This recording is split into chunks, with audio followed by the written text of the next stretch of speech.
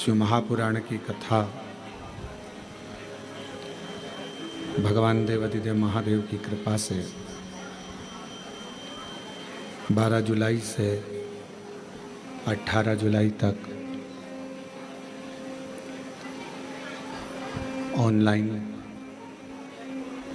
श्रावण के महीने में भगवान देवाधिदेव महादेव की कृपा से ये पवित्र पावन शिव महापुराण की कथा श्रवण करने का सौभाग्य प्राप्त हुआ है। 12 जुलाई से 18 जुलाई तक 1 बजे से 4 बजे तक चलने वाली ऑनलाइन शिव महापुराण की कथा कोरबा छत्तीसगढ़ से ही ऑनलाइन करी जा रही है और ये शिव की कृपा, उनकी उदारता, उनकी करुणा श्री महाकाल भक्त मंडल कोरबा द्वारा आयोजित श्री दुर्गेश जी शर्मा, श्री राजेंद्र तारक जी, श्री शैलेश शुक्ला जी, मुख्य यजमान परिवार श्री भरत जी अग्रवाल, श्री आयुष जी अग्रवाल जी एवं सभी कोरबा छत्तीसगढ़ वासी एक बार यजमान परिवार के लिए जोरदार ताली बजाकर स्वागत। 9999 योनियाँ काट कर जो मानव की देह 84 लाखवें नंबर की मिली है, फिर मिलेगी नहीं मिलेगी इसका कोई पक्का नहीं, क्योंकि कई बार हमारी जीवन में हम ऐसा कर्म कर बैठते हैं जिन कर्म के कारण हमारा पशु पक्षी जानवर कीड़े मकोड़े इन्हीं की योनियां बार बार मिलती रहती हैं और हम उन योनियों से ही मुक्त नहीं हो पाते तो मानव देह तक कैसे पहुंचेंगे। शिव महापुराण के कुमार खंड में श्री वेदव्यास जी ने एक बात लिखी। कुमार खंड में वेदव्यास जी वर्णन करते हैं कि यदि मानव का शरीर आपको मिल गया और शरीर पूर्ण तरह से स्वस्थ मेरे बाबा ने आपको दे दिया तो आप दुनिया के सबसे किस्मत वाले और भाग्यशाली व्यक्ति हैं जिसको मानव का शरीर प्राप्त हो गया, जिसको मानव की देह मिल गई। और ये मानव की देह या मानव का शरीर मिलना और उसमें भी भगवान शिव की अविरल भक्ति को प्राप्त करना दोनों कठिन है।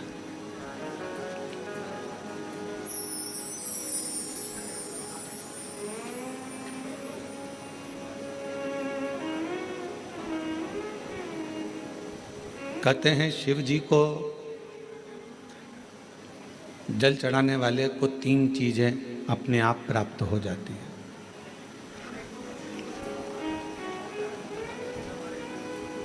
भगवान शिव के मंदिर जाने वाले को, भगवान शंकर की आराधना करने वाले को, शिवालय तक जाने वाले को 3 चीजें ना मांगने पर भी मिल जाती है।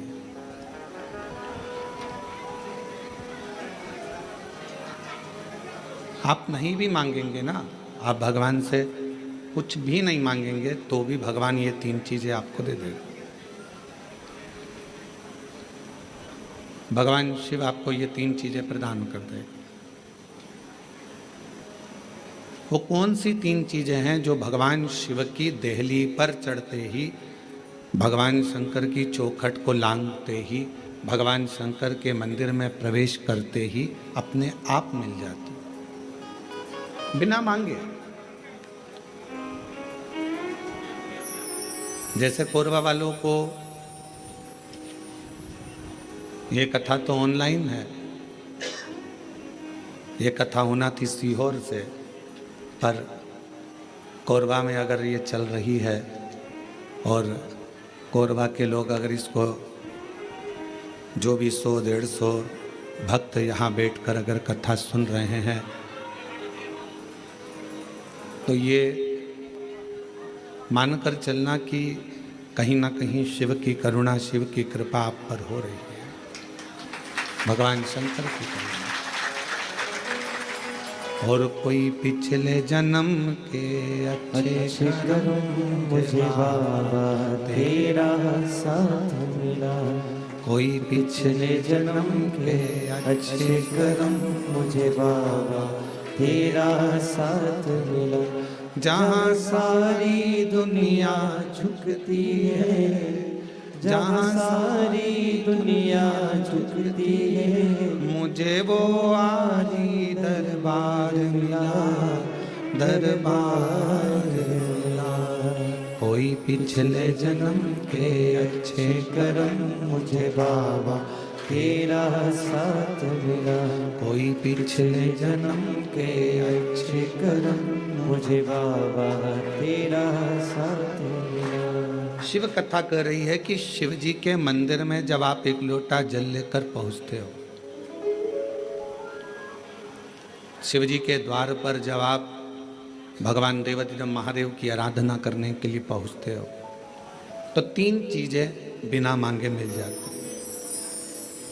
आपको मांगना नहीं पड़ता, आपको शिव जी से कहना भी नहीं पड़ेगा, आपको भगवान शंकर से बोलना भी नहीं पड़ेगा और वो 3 चीजें आपको मिल जाएगी।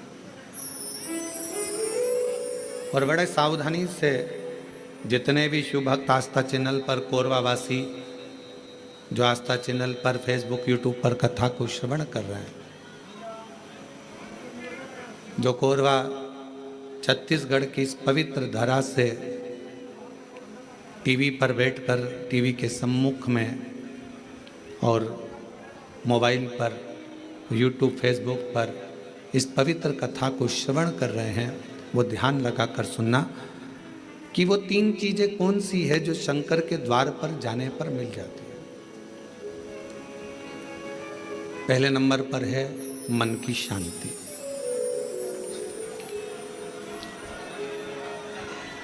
पहले नंबर पर है मन की शांति। जम के बोलो, क्या चीज है? मन की शांति। आ जाओ भाई, आ जाओ, आ जाओ। सबका एक सपना होता है लाइफ में, तुम्हारा सपना क्या? जम के बोलो, क्या चीज है? मन की शांति। आप सुबह उठे, आपने लोटा लिया पानी का, जल का पात्र भरा और भगवान का स्मरण कर कर निकल चले। मन की शांति ये बिना मांगे, शिव जी से आप नहीं भी मांगेंगे तो भी मेरा देवाधिदेव महादेव आपको दे देगा। दूसरे नंबर पर है, यदि आप गलत दिशा की ओर जा रहे हैं, आपने सवेरे से उठे, मंदिर चले गए, मंदिर में एक लोटा जल चढ़ाया, शिव जी की आराधना करी, तो आप मान लो आज आपका दिन ऐसा निकलने वाला था कि आप गलत दिशा में जाने वाले थे, गलत मार्ग की ओर जाने वाले थे, तो शिव जी के दरवाजे पर जाने से, शिव जी को एक लोटा जल चढ़ाने से भगवान शंकर आपको अच्छी दिशा दे देते हैं। ये दूसरे नंबर पर, ये दूसरे नंबर। और तीसरे नंबर पर भगवान शिव से आप अगर नहीं भी मांगेंगे और मंदिर तक गए हैं, शिव जी को एक लोटा जल चढ़ाया है, शंकर जी के मंदिर में जाकर आराधना करी है, तो तीसरे नंबर पर मेरे शिव जी आपको सफलता देना चालू कर देते हैं। फिर आप पीछे मुड़कर नहीं देखोगे, आप बढ़ते ही चलोगे। 3 चीजें मेरा देवाधिदेव महादेव बिना मांगे देता है, बिना मांगे। कल कथा में एक बात कही थी, आप लोगों ने सुनी होगी कि माता, पिता और देवाधिदेव महादेव ये वृक्ष की जड़ की तरह है। जड़ का काम मालूम है ना आपको? एक वृक्ष की जड़ क्या करती है कि उसमें अपन पानी दे दो तो उसकी पत्तियों तक पानी पहुंच जाता है। वृक्ष की जड़ में पानी दे दो तो फल तक पहुंच जाता है। वृक्ष की जड़ में पानी दे दिया तो फूल तक पहुंच जाता है। आप इतने बैठे हुए हैं या आस्था चैनल पर कथा सुन रहे हैं, ऑनलाइन शिव महापुराण की कथा सावन के महीने में चल रही है। आज कथा का द्वितीय दिवस है। जितने मोबाइल पर सुन रहे हैं वो भी जरा ध्यान लगाना, और टीवी पर सुन रहे हैं वो भी। क्या आप अपने घर के पौधे को, गमले को एक एक पत्ती में पानी अलग से देते हो? क्या जम के बोलो? नहीं। फूल में पानी अलग से देते हो? नहीं। फल में पानी अलग से देते हो? टहनी में पानी अलग से देते हो? नहीं देते। अगर फूल तक पानी को पहुंचाना है, टहनी तक पानी को पहुंचाना है, फल तक पानी को पहुंचाना है, तो जड़ में डाल दिया जाता है। जड़ से पानी पूरे पौधे में, पूरे वृक्ष में पहुंच जाता है। अब राम जी तक अगर तुमको तुम्हारी पूजन पहुंचाना है, भगवान कृष्ण तक तुम्हें अपनी कोई पूजन पहुंचाना है, देवी जी तक तुम्हें कोई पूजन पहुंचाना है, बृहस्पति महाराज, नवग्रह, राहु, केतु, चंद्र, सूर्य, बुध, मंगल, जो भी ग्रह हैं, शनि आदि, उन तक तुम्हें अपनी पूजन पहुंचाना है। अपनी कुल देवी, कुल देवता, पितर देवता, जितने भी देवी देवता हैं, उन तक अगर आपको कोई पूजन पहुंचाना है तो किसकी पूजन करेंगे? तो कहा शंकर भगवान की अगर किसी ने पूजन कर ली तो 33 कोटि देवता तक वो पूजन पहुंच जाता है। फिर वो पूजन 33 कोटि देवता तक पहुंच जाएगी। ये जितने भी देव हैं, जितने भी देवता हैं, जितनी भी देवियां हैं, जितने भी देव आदि हैं, चाहे वो पितर देव हों, चाहे कुल देव हों, चाहे वो कुल देवी हो, और जितने भी देवी देवता हैं, ये वृक्ष की पत्तियां, फूल और फल हैं। और मेरा देवाधिदेव महादेव इस वृक्ष की जड़ है। जड़ को पूज लोगे तो सारे वृक्ष के अपने आप पूरी पत्तियों को, पूरे फल को, पूरी पुष्प को पूज दिया जाए।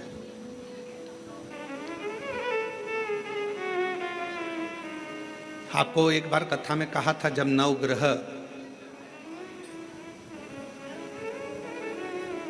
शिव महापुराण की कथा का वाचन किया था तो उसमें वर्णन किया था।